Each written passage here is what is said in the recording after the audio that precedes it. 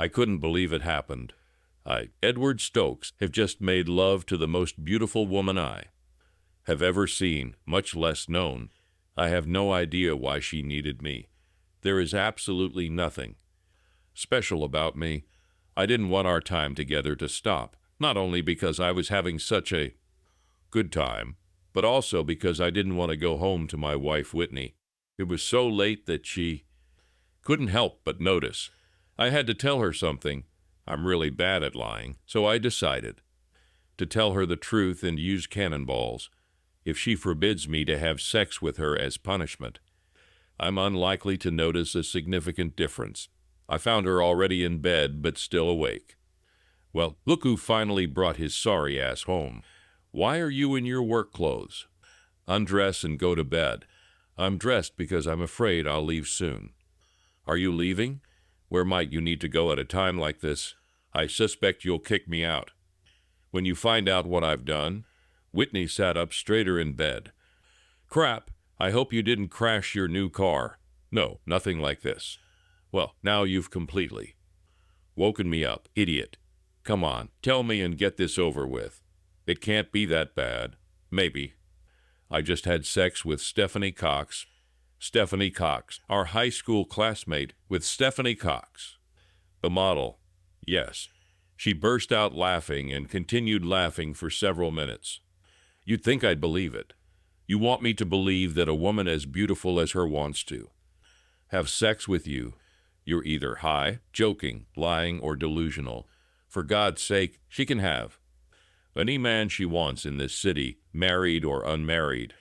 I can't believe you told me that joke with such a straight face. It was almost convincing. When did you become such a good comedian?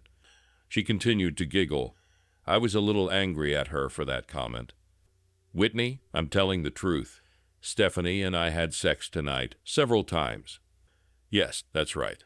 Honey, I don't believe Stephanie would have sex with you even if you got her drunk. Now undress and go to bed. It's late and I need to sleep. Well, first I need to take a shower and see if I can get rid of all the smell of Stephanie's perfume and her bright lipstick. My comment only caused another burst of laughter from my wife. I took a shower and then went to the guest bedroom. I didn't sleep much, but at least I replayed my evening with Stephanie in my head. The next morning, Whitney came downstairs to get her morning cup of coffee, which I always made. As soon as she sat down with her cup and took a sip, a wide smile appeared on her face. So, Dunhuan, are you going to tell me the truth about where you were and what you really did this evening? What do you want? I told you the truth about last night, and you didn't believe me. Come on, honey. If you could get a woman like Stephanie to go to bed with you, I wouldn't be mad at you. I'd give you a fucking medal. It would be the miracle of a lifetime. I wouldn't even envy your pleasure. Heck, if the most handsome man in the world started hitting on me, I'd be in his arms in a heartbeat, regardless of whether I married or not. And no, I didn't have sex with the most handsome man or with any other man, handsome or not. I'm completely satisfied with boring sex with you, your mediocre dick, and our mediocre life. It's nice to know that my faithful wife thinks so highly of me and would be willing to break our wedding vows so easily. Easily, I said about the most handsome man in the world. How am I going to meet him, let alone get him into bed? Edward, as I continue to feed your sick bedroom fantasy, I'm starting to get a little tired. She paused and grinned. So, are you and Stephanie going to do this again soon? If so, I'd like to take a look. Damn, I wish I could join myself. Whitney, I didn't plan this, but after your snarky reaction, I just might have sex with her again. She said she liked it. I left her giggling at the kitchen table. I was angry. I went to work and began to wonder if the people I worked with might suspect that I had cheated on my wife. Obviously, there was no sign that anything had changed in me. I had lunch with Dale, my best friend at work. I was so excited about my good fortune that I couldn't wait to tell someone I could trust. Dale, I need to tell you something, but you have to promise not to tell anyone. What? Did you steal the office legal pad to take home? No, I'm serious. Dale, last night I had sex with another woman. Dale had a shocked look on his face. You say you had sex with another woman? Other than Whitney. How much did she take? Dan, she's not a prostitute. She is a beautiful woman who willingly gave herself to me. Of course it was. If this is true, did you or both of you have bags on your heads? He found it funny? Damn it, I am telling the truth. FYI, I had sex with model Stephanie Cox. He laughed for a long time. People in the cafeteria started looking at him. He was laughing very loudly. Edward, do you really think I'll believe this? For God's sake, she's a fucking Sports Illustrated swimsuit model, and you're an average slob at best. Stephanie seems to be the most gorgeous woman to ever come out of this town. She can have any handsome rich man in the world she wants. You're not even in the top half of the list of handsome men in this small town. The roads are littered with the bodies of men she has run over the years. Men whose face, body, and wallet look much better than yours. Plus, I saw you in the shower. Phew, thanks for the laugh, buddy. I needed it. You and Stephanie Cox? Yeah, that's right. I think he was still chuckling as he walked home from work that evening before heading home. I called Stephanie. I wondered what her attitude would be. I was worried that she would regret being with me and brushed me off as a one-time mistake. I was afraid to call her. My memories of our meeting were perfect, and I didn't want to burst the bubble. Good morning, honey. I'm so glad you called. I was afraid that you wouldn't do it because you regret our meeting. I really hope you don't regret that we had sex. As for me, I'm still coming down from the heights of last night. I keep replaying our time together over and over in my head. I hope you haven't had to. Many problems at home with Whitney.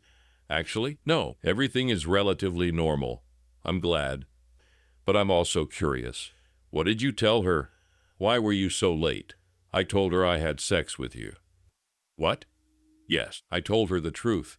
Oh my God, what did she do to you? Was she yelling and screaming at you? Did she throw anything at you? Did she kick you out? No, she didn't believe me. She said that a beautiful woman like you would never want to be with me even if I gave you a drug on a date. This is really unpleasant for my husband to hear. Actually, I can understand that. Face it, Stephanie, you're way out of my league. You could have men much more handsome and fit than me. I am simply delighted that I spent at least one evening with you in my life. I will cherish this memory forever. I don't know what you think about my league. You but Edward, there is absolutely nothing wrong with your appearance or the size of your penis. You are a smart, caring person with a good sense of humor.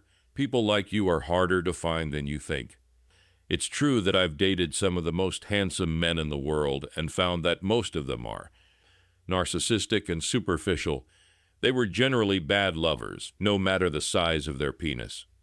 Now that I've found you, I don't want to let you go. You showed me that you know how to make love.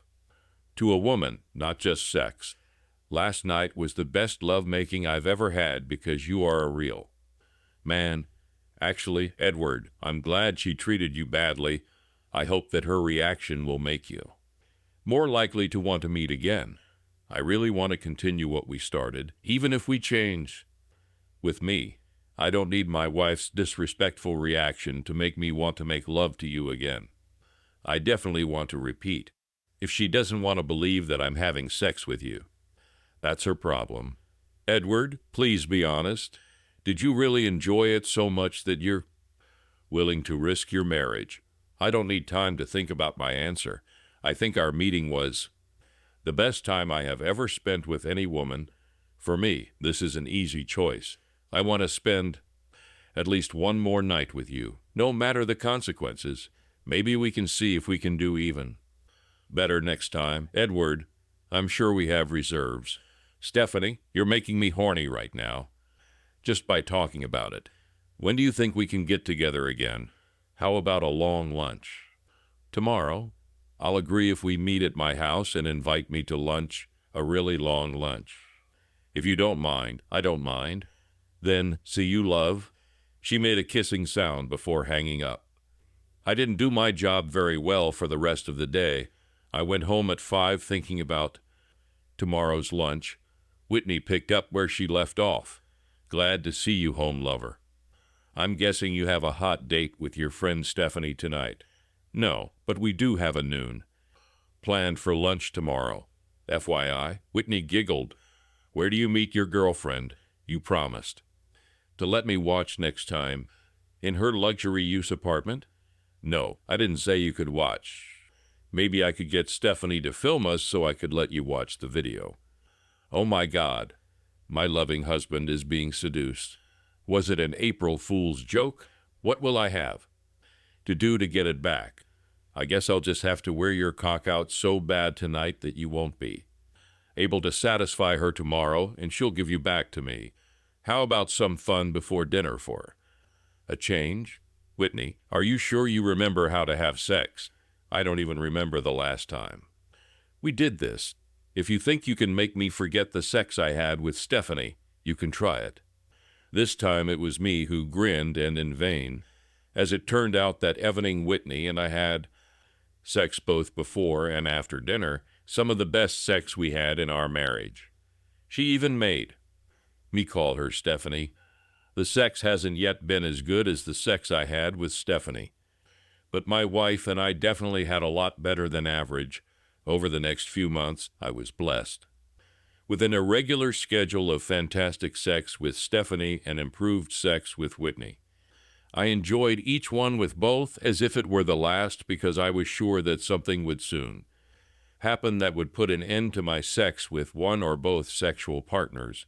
It was Stephanie who made everything change. One afternoon, after another round of sex with Stephanie, she looked sad and pensive. I assumed she was going to break up with me. I wasn't too upset by the prospect. I was glad that our short romance lasted so long. I wasn't surprised to hear her say, "Edward, we need to talk." Certainly, I took a deep breath. Baby, I can't do this anymore. I understand.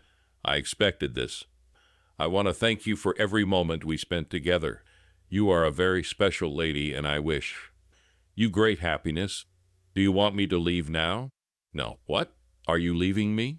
Why are you talking about leaving? You misunderstood me. The problem is that I want you to stay this afternoon, tonight and every day and night forever. I want this to be your home, and I want to be your wife. She came over and hugged me tightly. I love you, Edward. My jaw hit the floor. Stephanie, are you sure this is what you want? Are you ready to give up all the gorgeous male models who want to have sex with you? The only thing these men have that you don't have is self-confidence. Why is it so hard for you to believe that I'm in love with you? I know we spend a lot of time together in bed, but I enjoy talking to you outside of sex. I love just being in the same room with you. I have already discussed things with you that I have never told anyone else about. It may not sound romantic, but I feel more comfortable than ever when I'm with you. You seem to be making the false assumption that I have sex with the male models I work with all the time. This has happened occasionally in the past, and it was usually regrettable when it happened. But now I haven't been with anyone else since we first had sex. I have no problem being exclusive with you, Edward. The problem I'm facing is related to our current situation. Knowing that you live with Whitney and have sex with her drives me crazy. I get so jealous when I imagine you with her. Even though she is your wife, I need to know, do you want me as much as I want you? Of course, more than anything in the world, I want you to be with me. I hate to imagine that you could be with another woman. Are you ready to divorce Whitney and move in with me? I will do everything in my power to make you the happiest person in the world. I want us to have children. Are you saying that? You want to marry me? Not if you don't want it. I just want to be with you, whether we're married or not. Steph, the love I once had for Whitney has been tarnished by the way she has treated me over the last few years. I don't want to go home after work anymore. It feels like I'm just going to another job where my boss despises me. I don't feel in love anymore. From a financial perspective, I would probably want to give her more than half of the assets to mitigate the damage. I don't want to make her life too difficult until she finds another man who can support her. Do you understand me? Also, Stephanie, do you think we can live on your money and half my salary at least until I stop paying child support? Edward, I inherited some money from my grandfather, and I saved most of my modeling fees because I always knew that my ability to make money from modeling was temporary. Makeup artists are finding it harder and harder to make me look like I just graduated from high school. Honey, I have enough money to secure my future with or without you. Since I consider you my future, I don't mind sharing my money. We made love again? Jason, I need you to recommend a family lawyer. Damn, are you and Whitney breaking up? I thought your marriage was strong. Did she cheat on you or something? No, I cheated on her. What? Have you? Found someone else to have sex with. I didn't know you had it in you. I didn't realize you were a stud. Do I know who she is? I still assume it's her, although these days you can never say for sure. That's her. In fact, she is a very beautiful girl. This is Stephanie Cox. I wasn't surprised by the laughter I heard over the phone. Having finished, he said, "Thanks for the joke, Eddie boy. I have never laughed so hard in my life. So why did you actually call? This is not a joke, Jason. Stephanie and I love each other, and I need a divorce. I want to be as fair to Whitney as possible." You speak terribly seriously. You and Stephanie Cox, it's not easy to imagine. Okay? I'll pretend you're telling the truth. Elaine Reynolds is a family law attorney in our office whom I recommend. She is not stupid and will give you the best deal. Have you told Whitney yet? No, I told her that Stephanie and I are having an affair, but she refuses to believe that Stephanie is having sex with me. You can't blame her. Damn it, I still don't believe it myself. I never approached Stephanie when we were in high school because I thought I had no chance. Crap. If you're fucking her, then you're one of the lucky bastards. Whitney, we need to talk. Wait a minute. Isn't that what the cheating wife says to her husband? Cook holding her in all those short stories.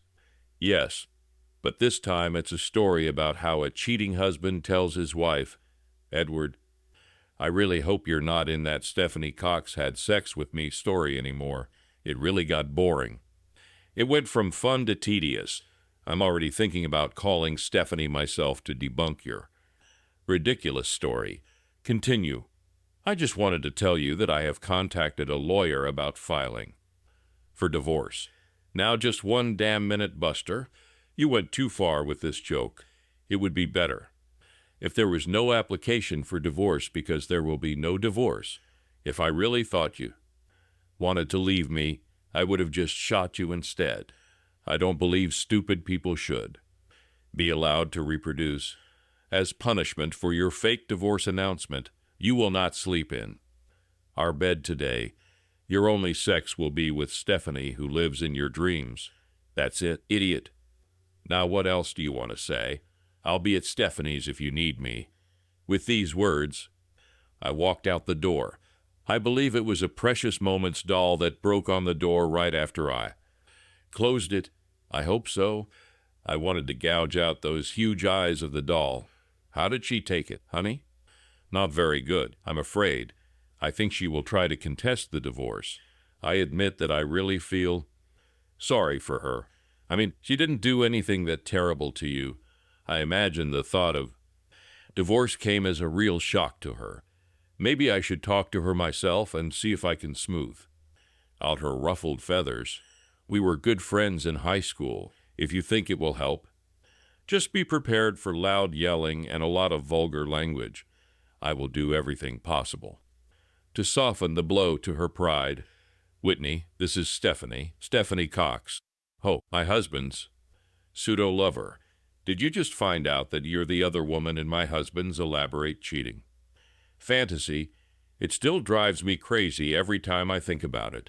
Whitney, I'm afraid this is not a joke or a fantasy. Edward and I fell in love. We're both sorry you'll be hurt. I promise that. He will be more than fair in the divorce. I called because I want to personally apologize to you. This is something a friend shouldn't do to a friend. I never intended to fall in love with. Your husband, it just happened. I'm sorry. Truly sorry. Listen, Steph, I can't believe that a woman as smart and successful as you would participate in this evil prank my husband came up with. I thought his goal in doing this was to get more sex from me.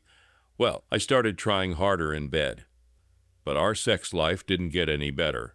My Edward would never actually divorce me, even for such a magnificent woman as you. He would be like dogs who chase cars, and when they catch one, they don't know what to do with it. I don't know how much he paid you to play a prank on me or what. He knows to blackmail you, but it won't work. Damn it, Stephanie, there was a time when I would have killed just to have one of your guys. The idea that you want to take my boring, normal Edward away from me is laughable. I know what he's like in bed. You could do better than him at the homeless shelter. Whitney, I'm sorry you have such a low opinion of your husband. I do not share this opinion.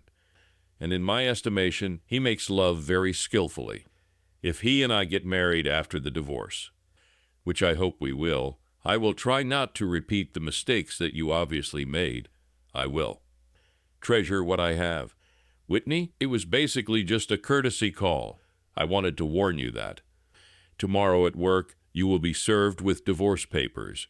I wanted you to be mentally prepared so that it wouldn't surprise or confuse you too much. Please consider his suggestions. Damn, Edward did his best to try and make fun of me. I bet he paid some random person to pretend to serve me tomorrow. Maybe I can arrange my own surprise. At 10 o'clock, Whitney was informed that she had a visitor. She decided that it was a fake server and told the secretary to send this person. Whitney stood up and took her position. A well-dressed young woman walked in and asked, "Whitney Stokes?" "Yes." "Can I see some identification?" "Sure, no problem." Whitney showed her driver's license. "This is good. Miss Stokes, you have been served." She handed her the package. Whitney replied, "And you were served too." With that, she laughed and hit the young woman in the face with a lemon. "Meringue pie." The woman brushed off most of the pie. "I will press charges of assault." No wonder. "Your husband is divorcing you." Then she ran out of the room. Whitney continued to laugh. The secretary asked, "What just happened?" "Miss Stokes, my husband is playing a stupid joke on me. He's pretending to be divorcing me and has some incredibly hot woman to marry him. I decided to make fun of him back, starting with a fake server, although I do wonder what's in the envelope." She tore the envelope. The papers looked legitimate, but she had never seen a divorce petition before. She threw everything in the trash and began cleaning up the mess she had made while maintaining the server. Whitney decided to see how far her husband would go in this farce. She checked their bank accounts and credit cards. Half the money disappeared from the joint account, and the credit cards were paid off and closed. Absolutely predictable. It's okay. Whitney transferred the remaining funds from the joint account to her own account and obtained her own ATM card. Whitney wasn't too surprised that Edward didn't come home that night. He was probably angry that she didn't buy his joke. He won't last long. Maybe I can give him an incentive. Maybe I can tell him that I'm ready to have kids after all. He really wants children. 4 weeks passed without any changes. Now Whitney began to worry. She didn't hear anything from Edward. She checked and found out that he went to work every day. Then she received a notice that her mortgage payment was late because the account from which the automatic payment was coming was closed. Now she needed to talk to Edward. She called him at work and was a little surprised that he answered her call. "Edward, because of your little game, we are late on our house payment. We are both at risk of having bad credit ratings. What are you going to do about it?" "I think we will decide everything at the hearing next week. What hearing? A hearing organized by my lawyer. You never gave the name of your lawyer. We sent you a registered letter. You signed for the receipt. I thought it was part of your joke. You need to wake up to the fact that this is not a joke. We're getting a divorce. Get your head out of your ass and get a lawyer. All future contacts must go through our lawyers. He hung up. She suddenly realized that this probably wasn't a joke. They were heading towards divorce. Whitney panicked, left work, and got busy. She contacted a family law attorney and told him the details. He wanted to refuse cooperation. Because she did not respond to either the petition or letters, he finally told her to be at the hearing. Dressed nicely and have an idea of the settlement she wanted, this day came. Whitney was with her. Lawyer and Edward, Stephanie, the man's stealer, and his lawyer were already sitting. The hearing began with Whitney's attorney first requesting a consultation. Edward's lawyer argued that Edward's wife had obstructed the process from the beginning, and that counseling would have been just another delaying tactic. Whitney testified that she believed Edward was joking about the divorce and that she did not want a divorce. She won the first round. 12 weeks of consultations were scheduled. Edward was willing to pay 60% of the bills from his salary. Whitney, what do you hope to get out of these sessions? I hope to stop the divorce and get back to where we were before he started cheating on me. Edward, what about you? Do everything possible to speed up the divorce process. Well, it looks like we have quite a gap to bridge. Edward, as far as I understand, you were the one who started it all with an affair. Please tell us your story. In fact, it all started long before my relationship with Stephanie. I loved Whitney for many years. For the most part, she was a good wife. She would probably be a wonderful mother if she ever agreed that it was time to have a child. She always had an excuse to postpone motherhood. I admit I wasn't that unhappy about it and wasn't specifically looking for an affair, but it happened one day. I was having lunch when our old high school friend Stephanie Cox showed up. She was famous in our school for being a popular model for all the teen magazines. The dinner tables were full, and she asked if she could join me. I was extremely flattered that she even remembered me from school. I, of course, was not part of the V group with which she usually associated. We ate and talked. Before and after lunch, she said she enjoyed talking to me and asked if we could meet again. I suggested a time and place for dinner, and she agreed. I was euphoric. I had a date with one of the most beautiful women in the world. I didn't say anything to Whitney because I secretly wanted something sexual to happen between me and Stephanie, even though my brain was saying, no way. Anyway, we met again for dinner, this time at her apartment. I was completely crazy about her. As I walked out, she leaned over to kiss me goodbye. It all started only with the lips, but soon passion prevailed. I thought I had hit the jackpot, but in reality, this was to come. A few minutes later, I returned to the apartment, and they began to take off my clothes.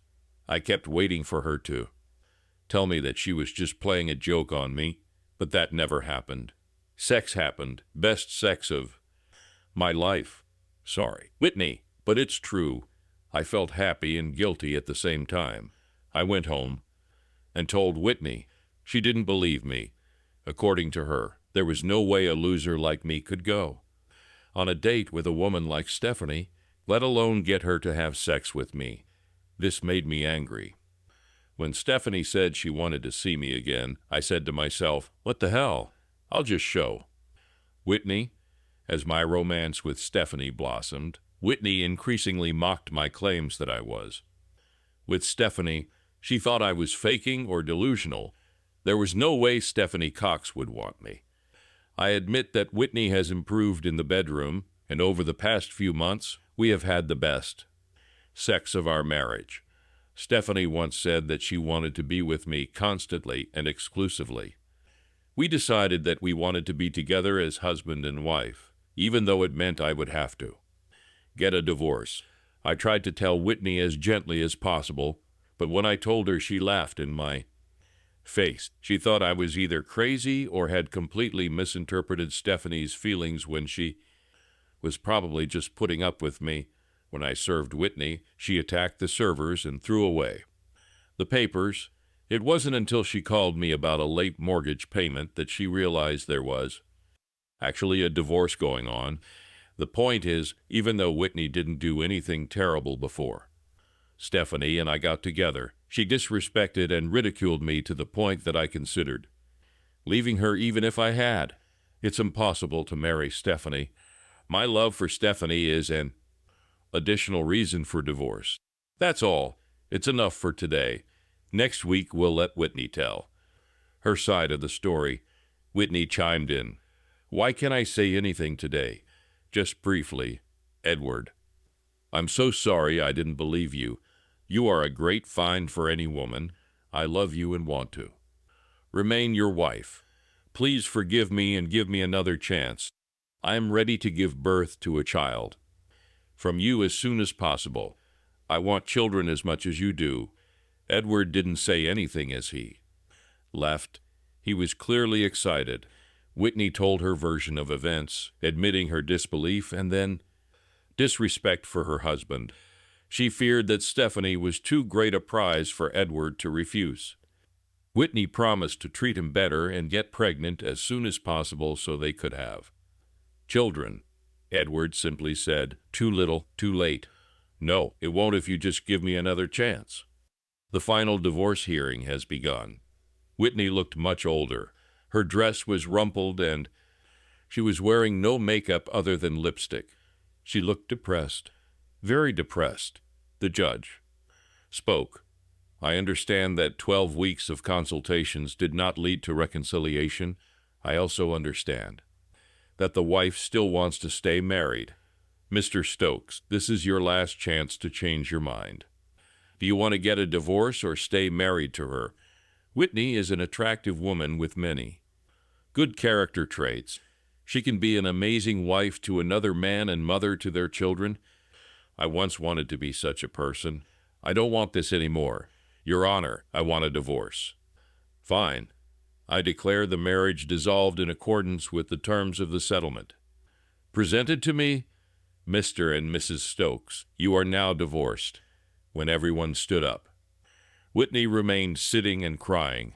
Edward stood up and said, Whitney, don't give up on yourself. You can have a bright future with someone else. I really wish you all the best. In tears, Whitney surprised everyone by pulling a gun out of her purse. There's no reason why we can't be happy again once I get rid of her, and pointed the gun at Stephanie.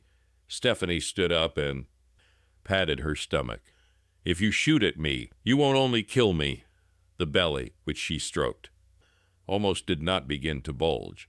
Whitney dropped the gun and completely broke down before she was disarmed and led away. As soon as Whitney was taken out of the room, Edward asked, Stephanie, are you pregnant? No, I just typed a little. Sex can be great exercise, but it burns a lot fewer calories than my usual exercise routine when I'm getting ready for a shoot. I know Whitney well enough to know that she would never kill an unborn child. You took a big risk, so you're not pregnant. I'm a little disappointed that this isn't the case. This doesn't mean I can't be pregnant. We can start this as soon as we get home. Sounds good to me. Stephanie snuggled next to Edward on the couch in the apartment she now officially shared with him, next to the next one.